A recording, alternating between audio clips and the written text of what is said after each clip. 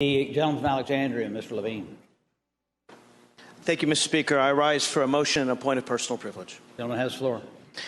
Mr. Speaker, I move that when the House adjourns today, it adjourn in the memory of Crystal Hamilton. Crystal Hamilton is the 29-year-old woman who was shot dead by her husband last Saturday night, leaving behind an 11-year-old son. According to her sister, Wendy Howard, Crystal Hamilton was vivacious, extraordinary, dedicated, and hopeful. She also gave back to her community, Mr. Speaker. She worked as a counselor to military veterans in the Wounded Warrior Project, and I move that we adjourn in her memory.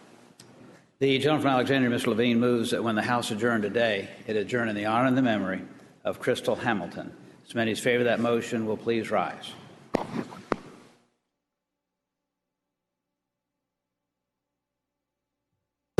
That motion is agreed to. Thank you. Floor. Thank you, Mr. Speaker. I think everyone in this chamber, was very saddened by the tragic incident that happened last weekend. And frankly, I really wasn't planning to talk about it until I read about the request of her sister, Wendy Howard. Wendy Howard saw this tragedy as also an opportunity, as a platform for people who know women and for women who've been battered, who are experiencing mental abuse, physical, verbal, and emotional abuse to come forward.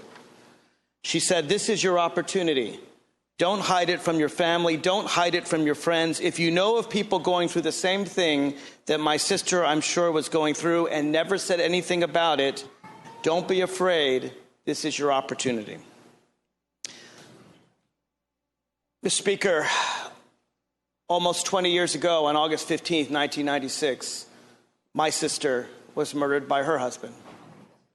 She was 33 years old. She left behind two children, my niece and my nephew, age 6 and age 2. You would think that the worst thing that could happen to parents would be to lose their daughter the way my parents did. They lost my sister. 33 seems so young now. She was my older sister at the time. But actually, we went through further trauma after that, Mr. Speaker. It took us 10 years to get justice. I'm glad to say that the killer is now serving a 50-odd-year sentence in a Tennessee penitentiary. But it took us 10 years. He ran to Mexico. He took my niece and nephew with him. Ladies and gentlemen of the House, I was a lawyer. I worked very hard to get my sister's children back.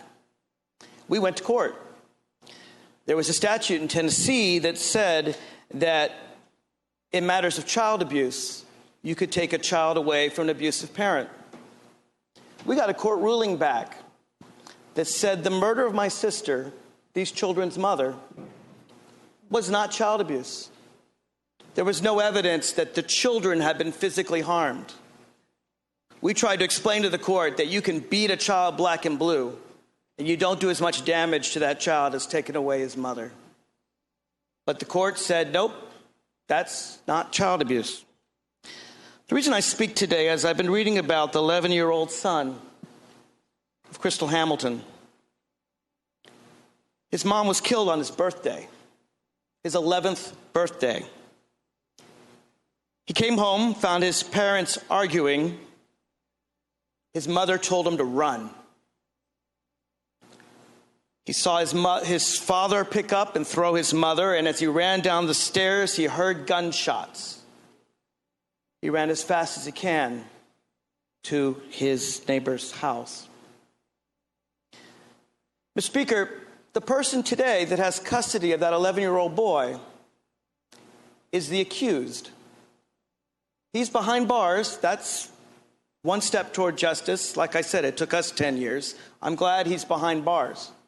He's, of course, the same man that brutally killed Officer Ashley Gwindon and shot the other two police officers. And I don't know whether it's gone through a court or not. I looked. I tried to find out. I don't know. But apparently, he still has custody, according to one news report, and gave them to his family. Similar thing happened in my case. My sister's murderer, the father of my niece and nephew, gave the kids to his family. And indeed, his father, it's the long, sordid story. You can read all about it in Nashville, Tennessee newspapers, tried to kill my parents. Like I said, it's an awful story. But the point, it seems to me, is that murderers don't make good dads. I think that's pretty obvious. And so the very first bill I ever wrote was in a Tennessee legislature, where I argued that murderers don't make good dads and that they should take that into account in a custody decision. And I'm proud to say that bill passed the Tennessee legislature unanimously.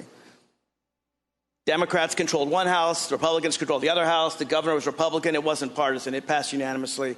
And 10 years later, when we finally got my former brother-in-law brought to justice, it was that legislation that helped bring my niece and nephew home.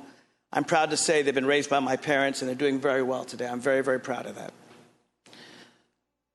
But Mr. Speaker, when I see this happening in Virginia, I tell myself we need better laws.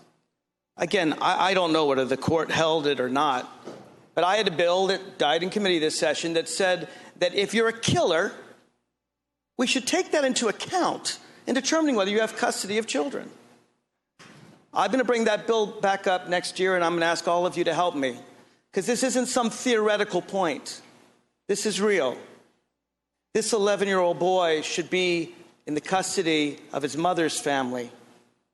This 11-year-old boy needs to grow up safe and sound and to survive this horrific incident. And so when I saw that this happened and I read the parallels to my own family, I felt I had to speak out today. Thank you, Mr. Speaker.